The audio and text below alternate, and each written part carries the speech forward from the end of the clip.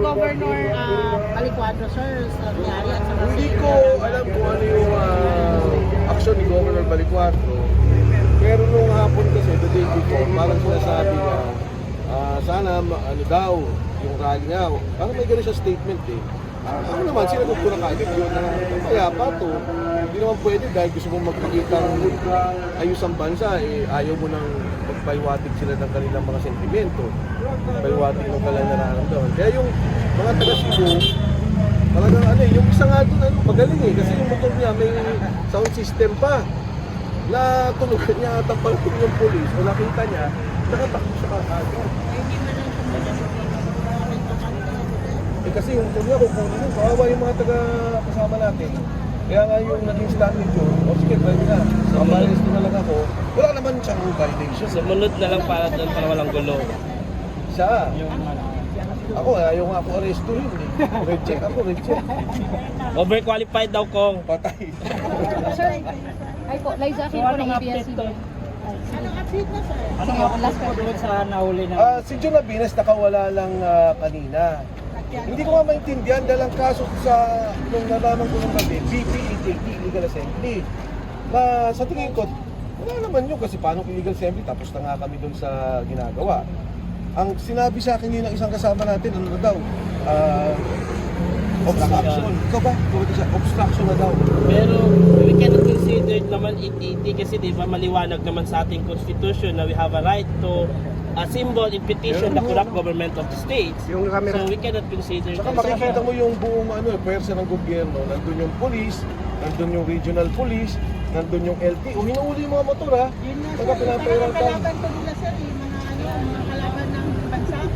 Oo. Mayroon tayo ng bansa na naglalabas lang ng damdamin. Kung ano naramdaman natin sa mga bawat. Again, in fairness, nahawa ko dun sa mga police. In fact, may official pa nga dun, sabi sir, Duterte kami. Hindi namin makakalimutan yung ginawa niya para sa kapulisan at sa bayan. May mga ganun ha. Tapos may mga tumatapik na mga naiintindihan ko, nahawa din naman ako. Yun nga, sana umabot na rin sa punto na talagang malawakan na yung hindi pagkilos ng police para sa pagsunod sa legal na order ng administrasyong to. Sir Mike, mabilis na lang po. Oo, Liza Akin okay. po ng ABS-CBN. Sir, just kindly explain to us ano po ang program na mangyayari po for today, sir? Actually, yung ground commander dito, San Placido ba? Si Aguio. Nag-ikot. Ito. Anyway, nagtawag kami dito dun sa pagkilos ngayon at ito, resulta na rin nung nangyari dun sa impeachment case na talagang hindi nila tinanggap.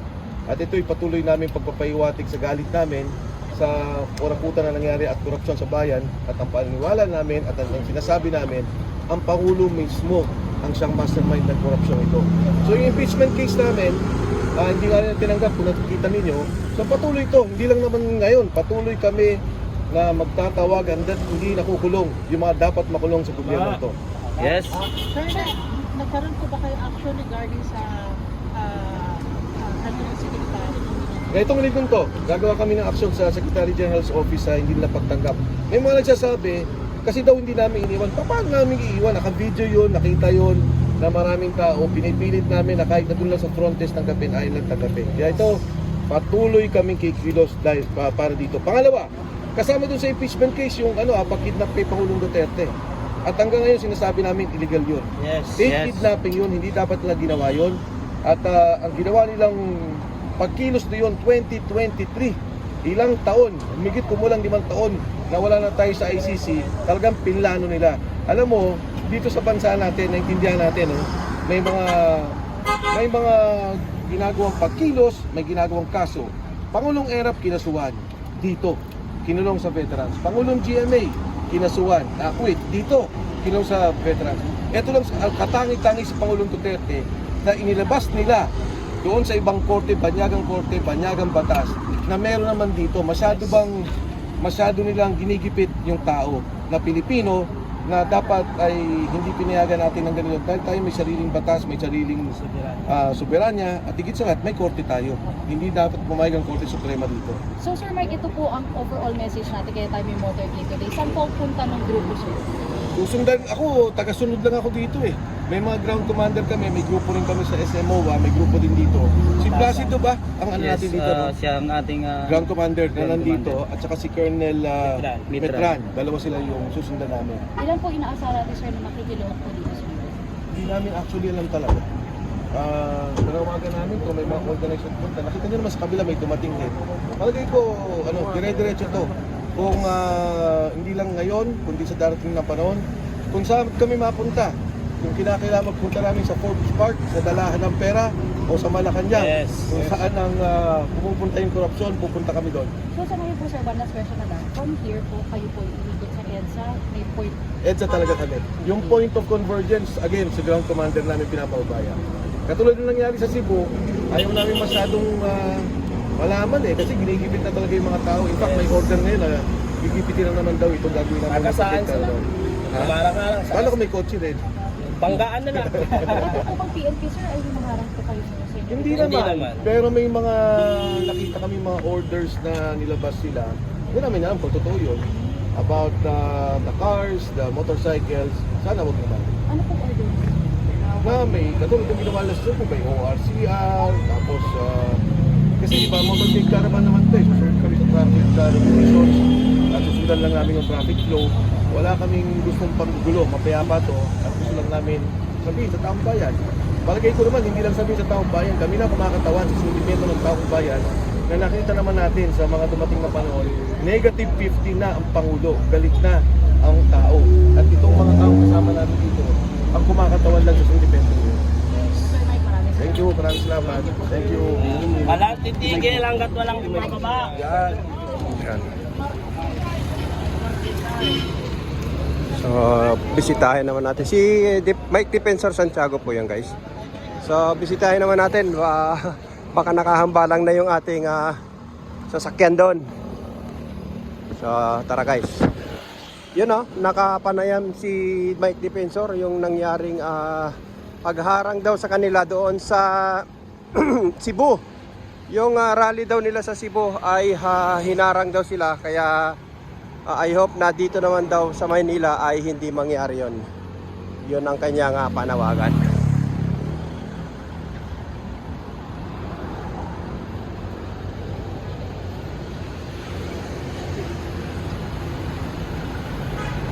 So nandito na, parami na po, parami na ng parami. So dito na, ito na, ando na, mahaba na yung pila. Ando na sila, ando na, ayun. Ayun na guys, ang dami na.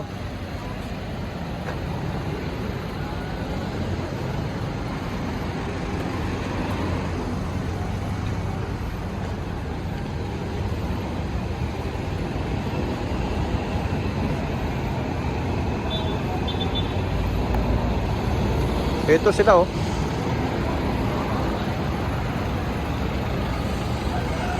Tigil lang ko na kuya, mag-side ako, bakit ako makatagal?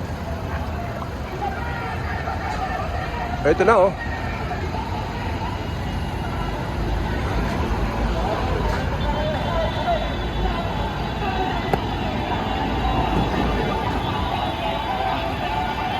Ito na.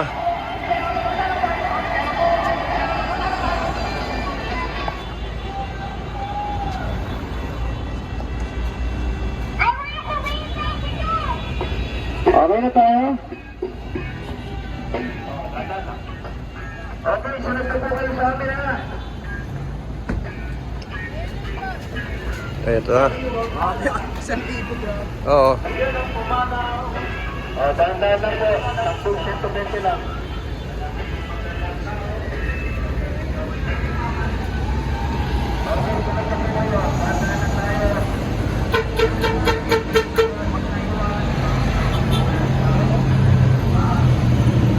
Ito na, ang dami.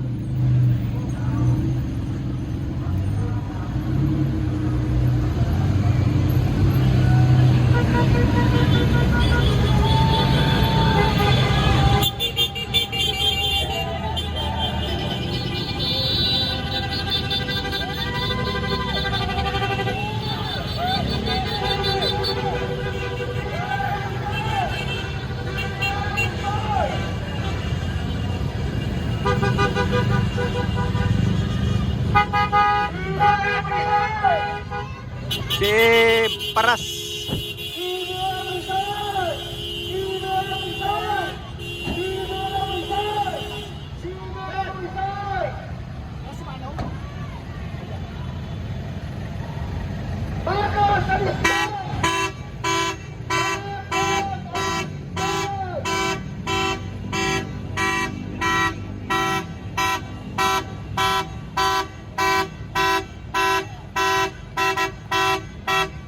Dami na nito, oh. Mga naka-motor, naka-kotse, mga naka-sasakyan. Ayan. So, ayan guys, ano? Ito yung sinasabi natin. Marami pa po ito. Marami pa sila, marami pa.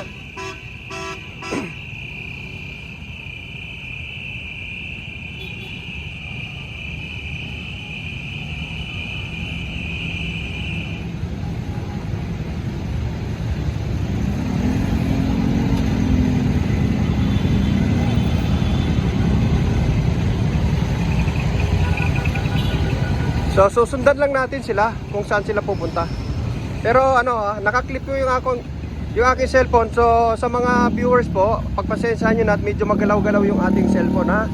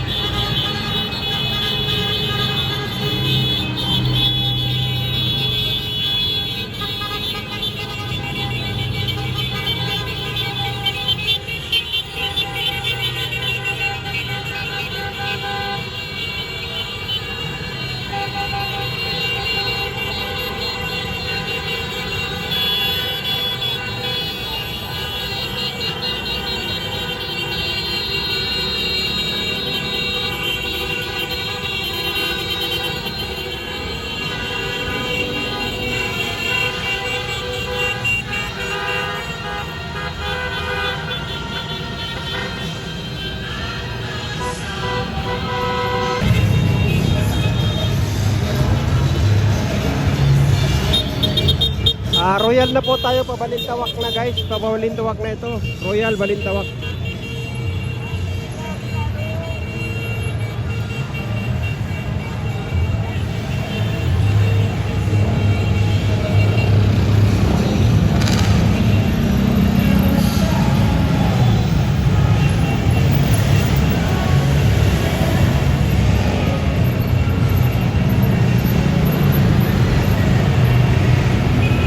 Ang haba, ang dami.